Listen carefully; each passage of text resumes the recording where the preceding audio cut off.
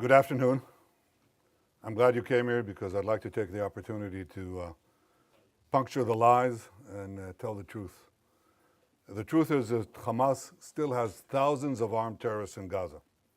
It vows to repeat the savagery of the October 7th massacre and to do so again and again and again. It openly professes its goal to destroy the state of Israel. It subjugates Gazans. It steals their food. It shoots them when they try to move to safe zones.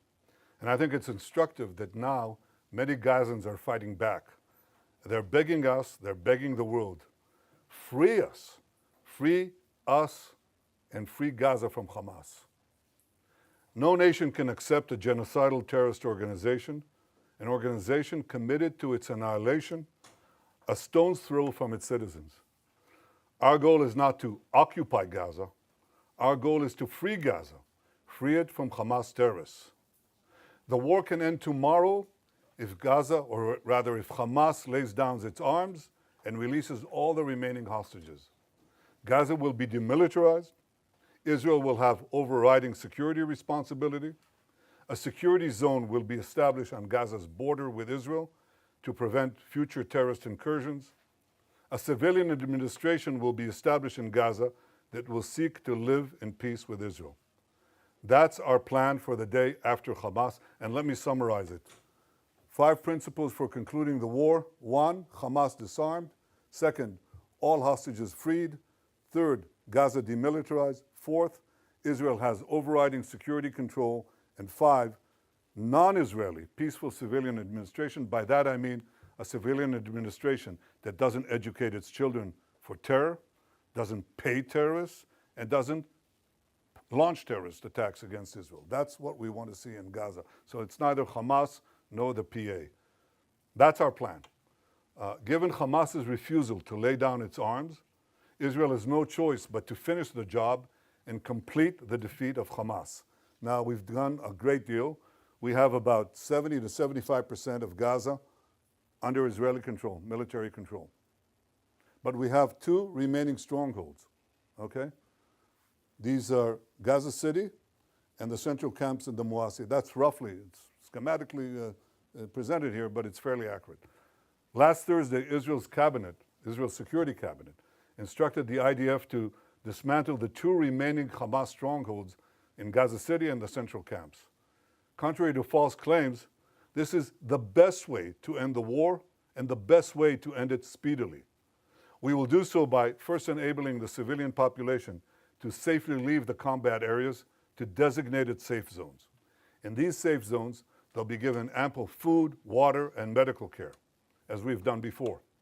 And again, contrary to false claims, our policy throughout the war has been to prevent a humanitarian crisis, while Hamas's policy has been to create it.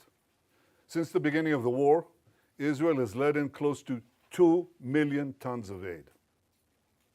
I know of no other army that has enabled such aid to go to the civilian population in enemy territory.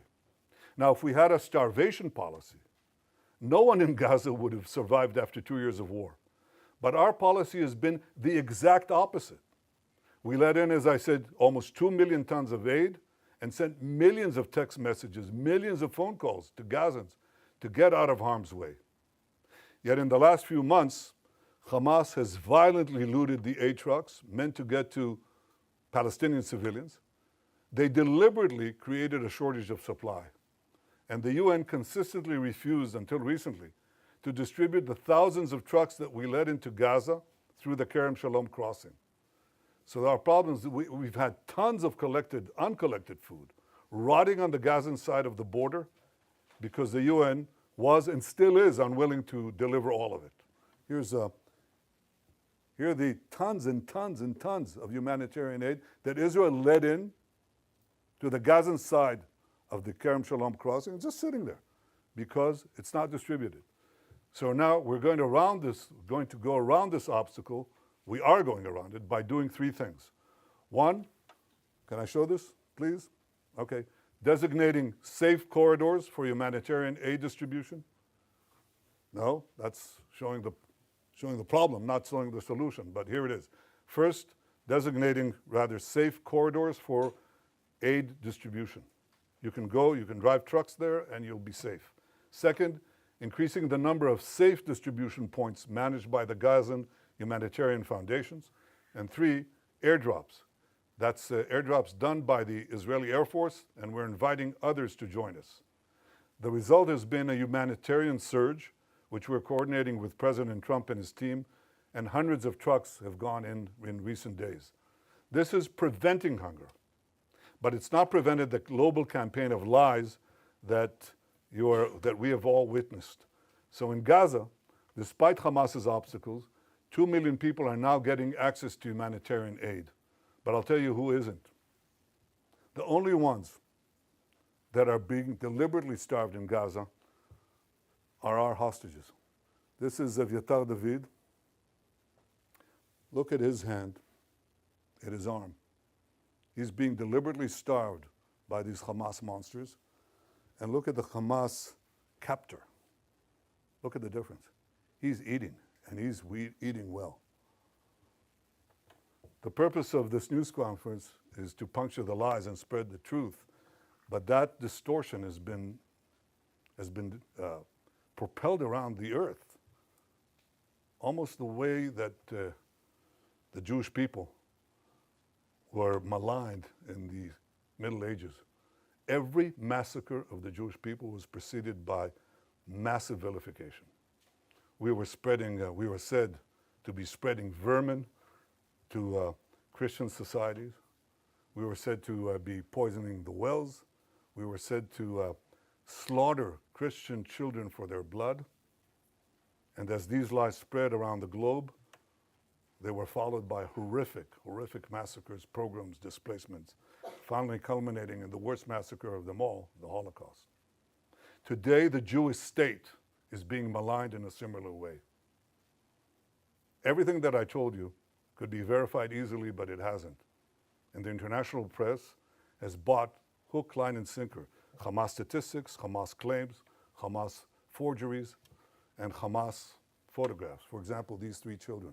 The first one is Osama al-Raqub. He is in Italy getting treatment because Israel got him out. That's what he looks like today. He has a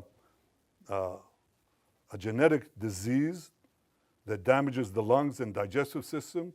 It makes it hard to absorb nutrients and gain weight, okay? So Israel facilitated Osama's travel to Italy, where he got the medical aid that transformed his position. The second one is Abdul Qadir al-Fayumi. He suffers from a genetic neurological disorder, spinal muscular atrophy, a degenerative condition that causes muscle wasting, weakness, and severe weight loss unrelated to nutrition. This was the real cause of his frail appearance, not starvation. In fact, he was treated in Israel in 2018. Doesn't help because it's a congenital disease and it defies most treatment at least. The third one is the most celebrated one. This is a New York Times cover photo. It's on the front page of Muhammad Zakaria Ayub and his mother. Muhammad Zakaria Ayub is suffering from a genetic illness, which you're familiar with. It's called cerebral palsy. His mother is well fed, and his brother is healthy. I'm looking right now into the possibility of a governmental suit against the New York Times because this is outrageous. Of course, the correction was postage size. I don't know where it was buried. But this is outrageous. These are the three most celebrated photos, and they're all fake. It's the kind of malignant lies that were leveled at the Jewish people in the Middle Ages. We won't suffer. We won't allow it to go unchallenged, and this is the purpose of this press conference. I hope that you open your eyes to a simple fact. Hamas lies.